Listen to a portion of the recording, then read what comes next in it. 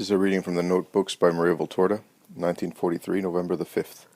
Jesus says, "When a man, even when far from knowledge of the true God, knows, by the elevation of an upright soul, that there must be a God, and in his heart raises an altar to the unknown God, of whom Paul speaks, this man is much closer to God than those who, after having been instructed about the existence of God, have wanted to apply human theories to God's wondrous works. Even more idolatrous, and even more accursed than those adoring a star or an animal, are those who worship their thought, or the thought of other shrimps like themselves. The former are savages and involutes. The latter, on the other hand, are civilized people who become savages. Similar to those who spontaneously mutilate themselves, they amputate their noblest and holiest part, and throw it away as an inferior part. Look at the things of God with honest eyes and honest thought. You will see God shining there. Why examine the laws of lives and the secrets of the universe, and not confess previously that this universe and these laws are the undeniable proof of a God? But is all your progress capable of increasing the meadow, which gives you its greenness, by a single blade of grass? But is your science able to generate a new animal by departing from those laws which God has introduced since creating them as males and females? But, in spite of your experiments which fill you with vainglory, are you able, I won't say to create life, but to halt death? No. You are able to fertilize the eggs of the simplest among the millions of existing animals. You are able to make the beating of an embryonic heart continue, but you are unable to maintain the beating of a dying heart when God tells the dust to become dust again, and the soul to return to him. Without seed, you are unable to make a single blade of grass sprout. With all your electricity, you are unable to give energy back to a dead body. You are able only to generate diseases and death, massacres and misfortunes. And as you are unable to do this, increasing only confusion on earth and in consciences, so you no longer manage to create in your interior that faith without which error is inevitable, you go astray. You make yourselves religions, but you do not have religion. You love a child, a husband, or a relative more than God. You lose love and respect for God if he takes them away from you. You love, indeed, you venerate as a god, some unfortunate man who proclaims himself to be a god, and is 3 times as much mud as you are.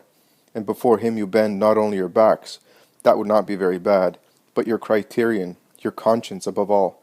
You sin to please him. If I still have mercy on those who sin out of disordered love for a relative, I do not forgive those who sell themselves and their consciences to a power opposed to God. It is necessary to be sons and daughters of God even against tyrants, and accept everything except burning one's soul before the idols of mud. When man loses holy worship of the true God and falls into idolatry of his peers and inferiors, corrupting in himself the admirable jewel which makes him similar to God, everything in him gets corrupted. And it is not exaggerated to say that the time you are in is a sample of such corruption. It lacks no form of it. To my altars, O false Christians who have a Christian exterior, but are not such in your interior, many come who are not as they should be. And this is bad for man, who ought to be able not to fornicate. And if the flesh with its voice of blood spurs him to choose a wife without waiting to become old, but while bringing an uncontaminated body to his wife, out of justice, for he wants the same from her, and out of charity, for contaminations are not always without danger, but rather, together with the body which becomes degraded, and the soul which is corrupted, there is illness, which so often makes you into lepers, and you communicate this leprosy to your companion and your innocent children. It is twice as bad for the woman to present herself to God at God's altar for an oath to a man, with the ugliest stain which can stain a woman, lying to God, to the man, her companion, and to the world. She rings out a blessing, a protection, and a respect of which she is not worthy. But the blessing upon her turns into punishment, for God is not deceived. On the basis of these sins of hers, she shall be judged a thief and an adulteress. A thief, because she defrauds her companion of his right, and steals from him a trust of which she is not worthy, and from God, a blessing of which she is even less worthy. She steals a mother, and rights from those yet to be born, nor in her dead soul does a tremble pass at the thought of those suppressed before the dawn of life, or those abandoned at life's fringes like stray pups, and adulterous, because she who looks at a man with desire already commits adultery, and she has consummated adultery because she has been unable to master fleshly desire, but has sated herself with it in her depraved hunger. By living in idolatry, you become prone to shed blood in individual or collective killings, as are wars, which are almost always, and all of the present ones are, nothing but thefts and deceits, not justified by any motive. You are thieves of the lands and rights of others, and you are killers of others' children. You are liars and swindlers on a small scale, and on a large scale. There is no more honesty in life.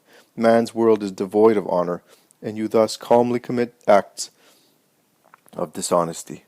You are corrupt in thought, in tastes, in works, in the senses, corrupt right down to the bottom, more than bodies buried for 10 times 4 days. You are corrupt even in what I had created incorruptible in you, in the spirit, which you have slain, and which is entirely a nest of vermin, swarming with filthy thoughts and filthy deeds. Corrupt and corrupters, of your fellows, big and small, you no longer respect even childhood, before which you indifferently fornicate in word and deed, dirtying little buds with your depravity. They will open already sullied, and will emit deathly odors, more and more, because you increasingly corrupt them. Your art, even art, the sign of your royalty over other animals, the sign of your nature as demigods, who from the true God, your Creator, have received a spark of his creative thought. Even art is corrupt and corrupting, and provokes repugnance in those who, rarer than a solitary mountain pine, are still able to remember heaven, and remain intent on heaven. You are unfaithful to God, to your country, to your family, to your wife, to your children, to your relatives, and to your friends. A Judas who sell everything for a glittering of money and the smile of a female serpent. You don't know any longer even what the faithfulness is which makes the spirit secure in honoring God above all things and at any cost, which makes the heart heroic in defending the flag, which makes love sincere towards those who love you, and friendship constant towards those entrusting themselves to you. You are quarrelsome, and you turn every occasion into an instrument to give your beastly instinct a chance to sink its fangs into your brother's blood. You are liars, for you say you love God, country, and family, but you say it with your lips alone, as you are quick to betray everything, if you hope to obtain. You are liars, for you say you love God, country, and family, but you say it with your lips alone, as you are quick to betray everything and everyone, if you hope to obtain earthly gain therefrom. And since, according to your blind souls, little can come to you directly from God, you make God a springboard to conquer men's esteem by naming God, putting hypocrisy into practice, so as to seem good and attain what you long for from men, deceived by your appearance as lambs, O charlatan he-goats, full of sin. You are oppressors, for in not following my law of charity, it is inevitable that you should fall into the opposite law, and you think the illicit is licit for you, provided it serves your purposes. You thus hate your fellows and oppress them, and since those equal to you in hardness of heart are able to make head against you, you oppress the ones who do not react, because they are the children of God, in the true sense of the word. Contaminators of everything you touch, even your look is a contamination. Men full of obscene appetites. It is a word aimed at seducing, like the hiss of your real father, the infernal serpent. It is thought which gives birth to works, which are poison for minds and eyes, whereby the stimulus of your venom descends to disturb sentiments and rouse the senses. You are inverted in the senses, never as now, this characteristic, the result of centuries of vice, which makes you inferior to the beasts, is widespread. Nor do you combat it, but rather, since you are depraved, you take pleasure in it, and exploit it for your own purposes. You cause the demons disgust, and I won't say anything more out of respect for my spokesman. This produces in you the idolatry of the senses and power which you now practice with such obstinacy, and you abandon yourselves to it without considering that for this and its fruits you will be punished by the one who sees. I am not a God of flesh or clay, who is not always present, or who lacks eyes to see. I am he who is, and who is everywhere, and from the height of my throne I observe and note the works of men. I am he who has spoken to give you the way to guide yourselves. I have said what I have said, and over the course of millennia it does not change. I am the eternal, the only God. I am the Lord your God, of whom there is no copy. I am one in my most holy Trinity. Accursed are those who are not concerned about me, and repudiate me to follow the beast.